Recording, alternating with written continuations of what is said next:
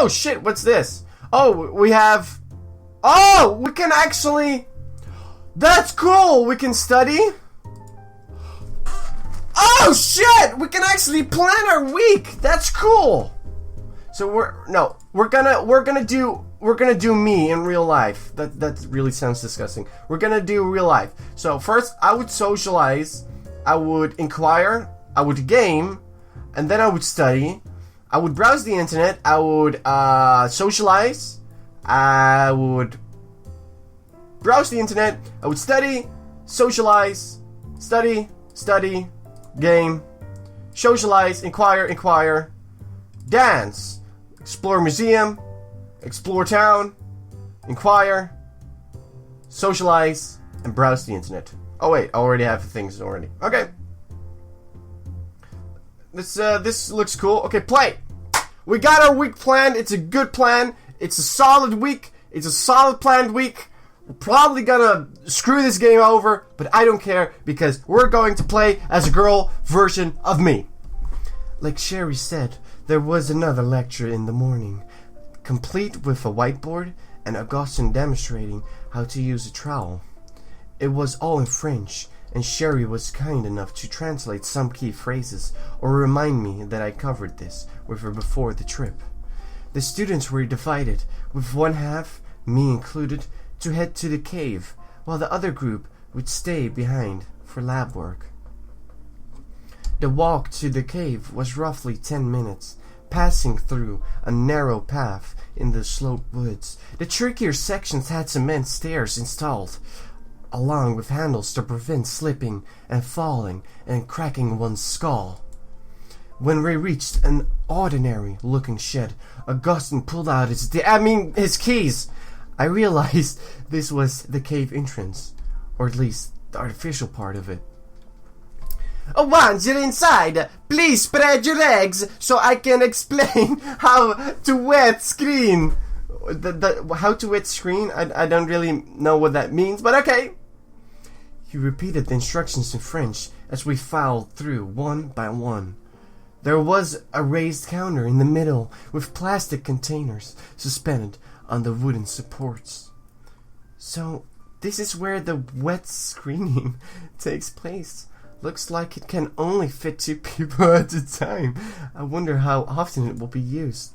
Augustine demonstrated by lowering an empty metal shev into a plastic container. Grabbing a hose, he mimed washing the screen and rooting through pretended dirt. As much as I tried to pay attention, the language barrier tested my focus and my eyes started to wander.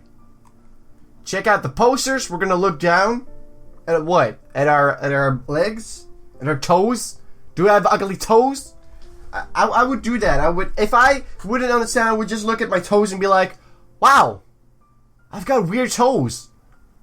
What's wrong with my shoes? Can everyone twist their toes like 360 degrees like me? Or I could stay focused. I think the first day I would probably stay focused. It's the first day, so I would be focused.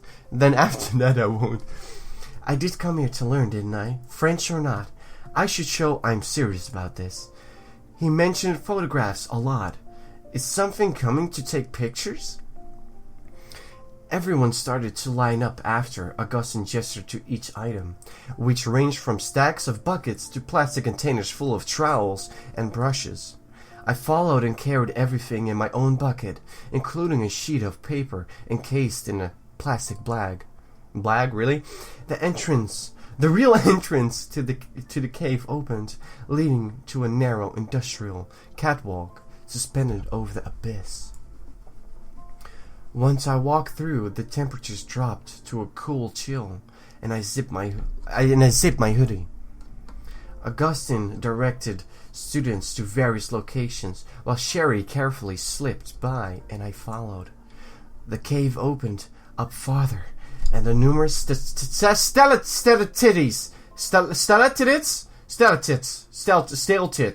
and stalagmites, stalagmites and stalactites, okay, fine, everywhere. The catwalk railing disappeared where the ladders connected, or when it branched off into other segments of the cave. Sherry, where will I dig? Sherry leaned over the railing and pointed to one of the deeper parts. You'll be digging there. It's a 152. It's a 125,000-year-old layer. The very same one where they discovered the Neanderthal Mbindo. What? I'll be digging in such an important place already? Despite my nerves, I felt giddy inside. I can dig. Sherry climbed down the ladder, and I trailed behind her. At the bottom of the ladder was another catwalk, positioned exactly in the middle. Now that my eyes adjusted to the dim light, I noticed there were strings and cords hung everywhere in a specific pattern with notes nailed into the soil. Sherry brought me to the end of the catwalk, where there was yet another ladder, but this time much shorter. You ought to be digging on the right side here. Here was a rather cozy-looking pit, a perfectly dug-out square. 2 to 3 people could probably move around freely in the space. It was almost right under the main catwalk, higher up too. This is your carré D32. Carré D32? Carré means square. Everything is separated in a grid system, starting from the entrance of the cave. The uppermost left to right, it goes A, B, and so forth. That makes sense. Explains all the lines dangling from the ceiling too. They're for measuring. Correct! Shall we take a closer look? The photographs for now? For this row, I mean, sorry. I misspoke. Should be done already. I'll be back. You can go ahead and set your items down. She retreated while I placed the bucket next to the shorter ladder. I descended, then grabbed the tools before I hopped off the last step. The layer I would be working on was mostly dirt, with the odd large rocks sticking out here and there. It would be easy to dig. By the time Sherry returned, I already had my knee pads out and the piece of paper next to me. Here we are! A picture of your square! She handed it to me. I could tell it was printed off in the highest resolution possible, fully inked and glossy. What do we use this photograph for? First things first, we distinguish each layer and outline in on the photograph.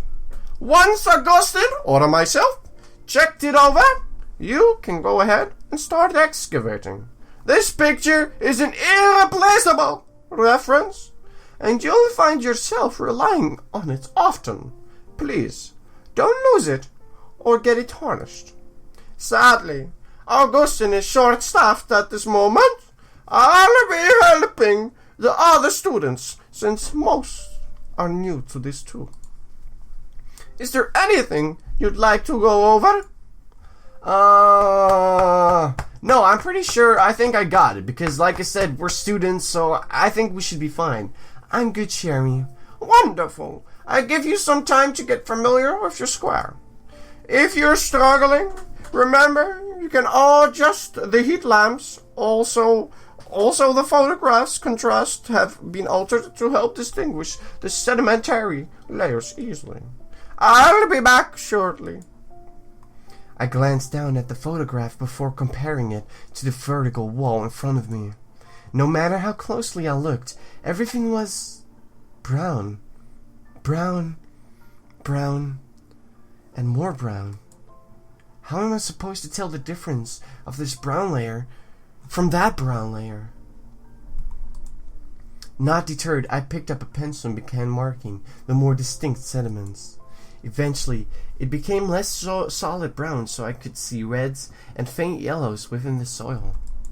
I was so focused that I barely registered that I was not alone anymore. A tall student stood by the square next to mine, already engaged in identifying the sediments. I paid him no heed. until he became stumped on whether I was looking at a layer or two. This guy reminds me of myself. If I were an anime guy, I would look like that, but I would not have green eyes, but I would have brown eyes, and it would be way more uglier. Quietly peering at his profile, he seemed rather familiar with the system. I guess it wouldn't hurt to ask him, or at least try to communicate. Can I get your opinion on something?